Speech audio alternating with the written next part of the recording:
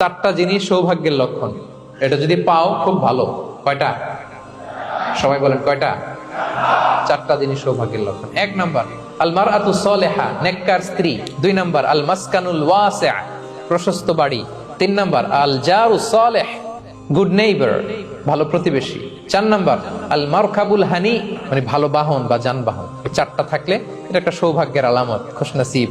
কিন্তু খেয়াল করে দেখেন তো বিশ্বনবীর চারটার মধ্যে কয়টা ছিল? শুধু এক নাম্বারটাই ছিল, বাকি তিনটা ছিল না তেমন। এক নাম্বার কি ছিল? আল মারআতু সালেহা, নেককার স্ত্রী, এটা বিশ্বনবীর ছিল, ঠিক কিনা? দুই নাম্বার আল মাসকানুল ওয়াসি, স্পেশাস হাউস, বড় ঘর, বিশ্বনবীর ছিল না মক্কায় না মদিনায়। মদিনার ঘরগুলো দেখেন এক এক বিবির এক এক ঘর, ছোট্ট ঘর, খেলে হাইটা এসে বসতে পারে আর শুইতে পারে।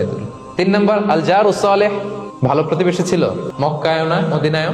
মদিনায় গেলেন, আশেপাশে ইহুদিরা থাকতো, বনু কাইনুকা, বনু কুরাইজা, বনু নাদির। তাদের ষড়যন্ত্রে একটা রাতও শান্তিতে ঘুমাইতেই পারে নাই। সুপ্ত দূর কি বাদ, সবসময় জ্বালাতন করতো, বিট্রে করতো, ওয়াদাভঙ্গ করতো, এগুলো ঘটেছে। তার মানে ভালো প্রতিবেশী জোটে নাই। চার নাম্বার আল মারকাবুল হানি, ভালো বাহন। খুব বেশি ভালো বাহন ছিল তাও বলা যায় না, খাবারই তো ছিল না, ওট খাইলে না গায়ে জোর থাকবে, ঠিক কিনা? হ্যাঁ, কসওয়া আদবা ছিল। তার মানে বাহন ছিল চালানোর মতো, কিন্তু খুব বেশি ভালো বাহন যে ছিল এমন নয়। তাহলে চারটার মধ্যে বিষ্ণু পেয়েছিলেন কয়টা? একটা। কিন্তু মা আয়েশার ঘরের ভেতরে সুখ আর সুখ, কিছু নাই। একটা মশক, পানি খাওয়ার, রুটি বেলার একটা জাজিম, এমন জাজিম, খেজুর পাতার চাটাই দিয়ে জাজিম। বিষ্ণুনবী সেখানে শুলে চাটাইয়ের দাগ পিঠের মধ্যে লেগে যেত। মাদুর বা চাটাই চিনেন আপনারা? বাংলাদেশে দেখেননি? ওই চাটাইয়ের মধ্যে বিষ্ণুনবী শুয়ে পড়লে, ঘুম থেকে উঠলে ওই চাটাইয়ের দাগ পিঠের মধ্যে বসে যেত। কিন্তু ঘর ভরা সুখ আর সুখ। কারণ টাকা দিয়ে বাড়ি কিনা যায়, গাড়ি কিনা যায়, ঘর কিনা যায়, সব কিনা যায়, কিন্তু সুখ কিনা যায় না। কিনা যায়?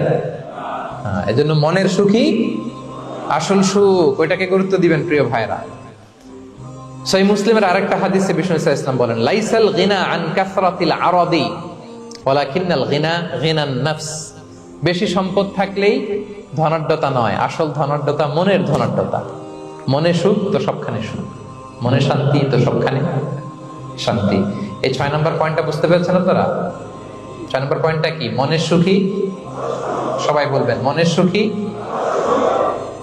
7 নম্বর হচ্ছে never be greedy, expect less. বেশি প্রত্যাশা করতে যাবেন না, লোভী হবেন না। লোভ আপনার সুখ কেড়ে নিবে। লোভী কখনো সুখী হয় না। লোভীর পকেট কখনো ভরে না, যতদিন এটা ভরবে না। লোভী হব আমরা না, অতিরিক্ত প্রত্যাশা করব না, অল্প প্রত্যাশা করবো। I'm not talking about the goal. Goal should be bigger and higher.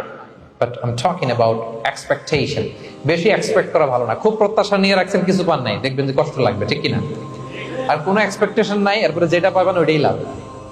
যেটা পাবেন ওইটাতেই ভাল লাগে, সুখ লাগে। এজন্য এক্সপেকটেশন যেন বড় না হয়। বেশি খাই যেন না করি।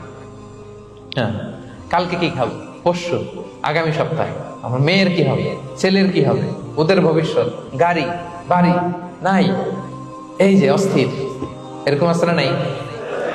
আজকের জন্য বাঁচুন, আজকের জন্য বাঁচুন, কারণ আগামীকালের তো জন্মই হয়নি। আগামীকালের জন্ম হয়েছে, এটা কি আজকে না আগামীকাল? আজকে হ্যাপি হন, আজকের জন্য বাঁচেন, আজকের জন্য প্ল্যান করেন। আগামীকালের তো জন্মই হয় নাই। কালকে সকালে সানরাইজের পরেই না আগামীকালের জন্ম গ্রহণ হবে, ঠিক কিনা বলেন? তাহলে প্রত্যাশা কমান, হ্যাপি হবেন আপনি।